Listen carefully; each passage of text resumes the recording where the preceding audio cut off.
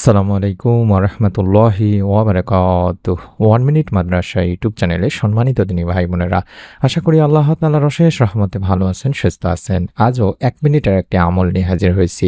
আজ হচ্ছে পবিত্র সোমবার। আসরের পরে আমরা যদি মাত্র 3 বার এই ছোট্ট দোয়াটি পড়ি, রব্বুল আলামিন আল্লাহ চাহে তো মাগরিবের আগে সব আশা পূরণ হয়ে যাবে ইনশাআল্লাহ। যারা রোজা আছেন তারা অবশ্যই আমলটি করবেন, যারা রোজা নেই তারাও নিয়ত করে আমলটি করার চেষ্টা করবেন। আশা করছি নিয়মটি জানার জন্য হলেও সম্পূর্ণ ভিডিওটি দেখবেন। আজ সোমবারের দিনে রাতে এই আমলটি করলে মনের আশা পূরণ হবে, সকল দোয়া কবুল হবে ইনশাআল্লাহ। সাপ্তাহিক আমল পেশ করা হয় সোমবার ও বৃহস্পতিবারে। হাদিসে এসেছে এই দুদিন রাসূল সাল্লাল্লাহু আলাইহি ওয়াসাল্লাম রোজা রাখতেন। আবু হুরায়রা রাদিয়াল্লাহু তাআলা আনহুর বর্ণনা মতে আল্লাহ রাসূল সাল্লাল্লাহু আলাইহি ওয়াসাল্লাম বলেন, প্রতি সপ্তাহে সোমবার বৃহস্পতিবার আল্লাহ তাআলার কাছে বান্দার আমল পেশ করা হয়। তখন আল্লাহ তাআলা তার মুমিন বান্দাদের ক্ষমা করে দেন। আমরা জানি ফরজ ও ওয়াজিব রোজা ছাড়া অন্যান্য রোজাকে নফল রোজা বলা হয়। নফল মানে অতিরিক্ত দিনে ভাই বোনেরা, ফরজ বা ওয়াজিব নয়। আমরা মাঝে মধ্যে চেষ্টা করব সাপ্তাহিক এই রোজাগুলো রেখে আল্লাহ তাআলার কাছে আমাদের মনের আশাগুলো তুলে ধরার জন্য। বিশেষ করে যারা রোজা রাখেন তারা যদি আল্লাহ তাআলার কাছে রোজা থাকা অবস্থায় আসরের পর থেকে শুরু করে ইফতারের আগ পর্যন্ত এই ছোট্ট দোয়াটির মাধ্যমে আল্লাহ তাআলার কাছে বেশি বেশি করে মনের নেক আশাগুলো তুলে ধরতে পারেন, আল্লাহ রাব্বুল আলামিন আপনাকেও নিরাশ করবেন না ইনশাআল্লাহ। আর আইয়ামে 20 যেহেতু আজকে দিনই ভাই বোনেরা, অর্থাৎ আমরা জানি যে 2, 3 ও 4 মে শনি, রবি ও সোমবার, এই মে মাসে 2026 সালে আইয়ামে বীজের রোজা পড়বে। এই সময়টি জিলকদ মাসের আইয়ামে বীজ হিসেবে গণ্য হবে। তাই যারা রোজা আছেন, আবারও বলছি, আপনারা আমলটি মিস করবেন না। মানুষ অনেক সময় এমন কিছু কাজের মুখোমুখি হয় যখন তার সম্পাদনে সে কোনো উপায় বের করতে পারে না, আর সে সময় মানুষের পিঠ দেয়ালে ঠেকে যায়। সেই সময়টিতে নিজেদের কার্যসিদ্ধির উদ্দেশ্যে মনের প্রত্যাশা আশা পূরণে আল্লাহর শরণাপন্ন হওয়া ছাড়া বিকল্প কোনো উপায় থাকে না। এমনই একটি আমলের কথা তুলে ধরেছেন প্রিয় নবী সাল্লাল্লাহু আলাইহি ওয়াসাল্লাম।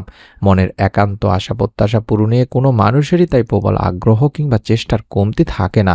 সে কারণেই নিজেদের চাওয়া পাওয়ার পরিপূর্ণতায় নানানবিধ চেষ্টা সাধনা করে থাকে মানুষ। কোনোভাবে যখন কোনো কিছু হয় না, তখন তারা ফিরে আসে ধর্মের দিকে কিংবা ইসলামিক স্কলারদের শরণাপন্ন হয়। অথচ মনে আশা পূরণে হাদিসে পাকে প্রিয় নবী সাল্লাল্লাহু আলাইহি ওয়াসাল্লাম ইসমে আজমের কার্যকরী দিক নির্দেশনার কথা উল্লেখ করেছেন। ইসমে আজম হলো মহান আল্লাহর মহান নাম। এই ইসমে আজমের আমলের মাধ্যমে আল্লাহ তাআলার কাছে কিছু চাওয়া হলে মহান আল্লাহ তা পূরণ করেন। এই মহান নামের মাধ্যমে মহান রব আল্লাহ তাআলাকে স্মরণ করলে, ডাকলে তিনি বান্দার সে ডাকে সাড়া দেন। অনেক ইসলামিক স্কলাররা ইসমে আজম সম্পর্কে বলেছেন তিনি ভাই বোনেরা, তবে সবচেয়ে কার্যকরী নির্ভরযোগ্য যেটা, সেটাই আমি আপনাদের সঙ্গে তুলে ধরছি। ইসমে আজম সম্পর্কে নবী করিম সাল্লাল্লাহু আলাইহি ওয়াসাল্লাম তাই নির্দিষ্ট করে হাদিসের কিছু বিশেষ বাক্যের দিক নির্দেশনা দিয়েছেন।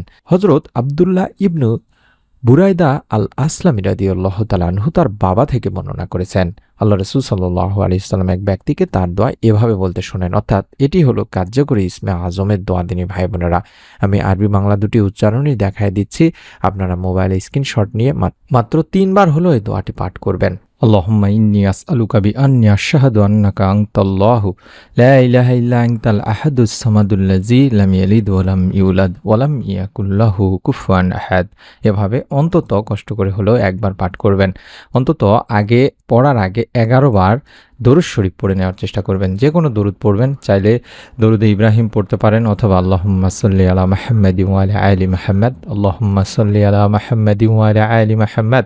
এভাবে এই ছোট্ট দরুদটি 11 বার পড়ে অন্তত একবার পাঠ করবেন। আল্লাহুম্মা ইন্নী আসআলুকা বিআন্নী আশহাদু আন্নাকা আনতাল্লাহু লা ইলাহা ইল্লা আনতাল আহাদুস সামাদুল্লাযী লাম ইয়ালিদ ওয়া লাম ইউলাদ ওয়া লাম ইয়াকুল লাহু কুফুয়ান আহাদ। এই দোয়াটিতে আমরা বলছি, হে আল্লাহ, আমি তোমার কাছে প্রার্থনা করছি আর সাক্ষ্য দিচ্ছি যে তুমি একমাত্র আল্লাহ, তুমি ছাড়া অন্য কোনো মাবুদ নেই, তুমি একক সত্তা স্বয়ং সম্পূর্ণ, যিনি কাউকে জন্ম দেননি এবং তাকেও কেউ জন্ম দেয়নি, আর তার সমকক্ষ কেউ নেই। বর্ণনাকারী বলেন, আল্লাহ রাসূল সাল্লাল্লাহু আলাইহি ওয়াসাল্লাম ওই ব্যক্তির মুখে এই বাক্যগুলো শুনে তখন বললেন, সেই মহান সত্তার শপথ যার হাতে আমার জীবন, নিঃসন্দেহে এ লোক আল্লাহ তাআলার মহান নামের অর্থাৎ ইসমে আজমের ওসিলায় তার কাছে প্রার্থনা করেছে।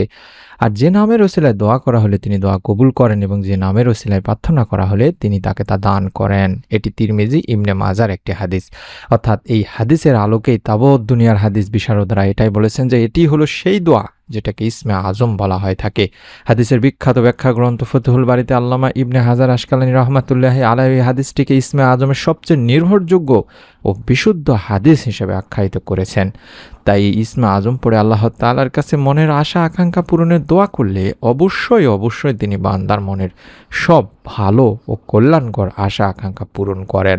তাই উচিত হবে দিনী ভাই বোনেরা যে নিজেদের একান্ত যে সমস্ত কল্যাণকর চাওয়া পাওয়াগুলো আছে সেগুলো পূরণে আল্লাহ তাআলার প্রতি এই দোয়াটির মাধ্যমে আন্তরিকতা, ভালোবাসা, শ্রদ্ধা, বিশ্বাস, ভক্তি এবং আস্থা ভরসা রেখে এই ইসমে আজমের আমলটি করা, আল্লাহকে ডেকে ডেকে মনের চাওয়া পাওয়া পূরণের আবেদন করা।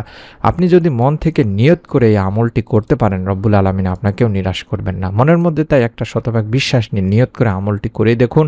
রব্বুল আলামিন চাহে তো আপনার মনে যত ভালো আশা আকাঙ্ক্ষা পূরণের সুসংবাদ আপনি পেতে পারেন।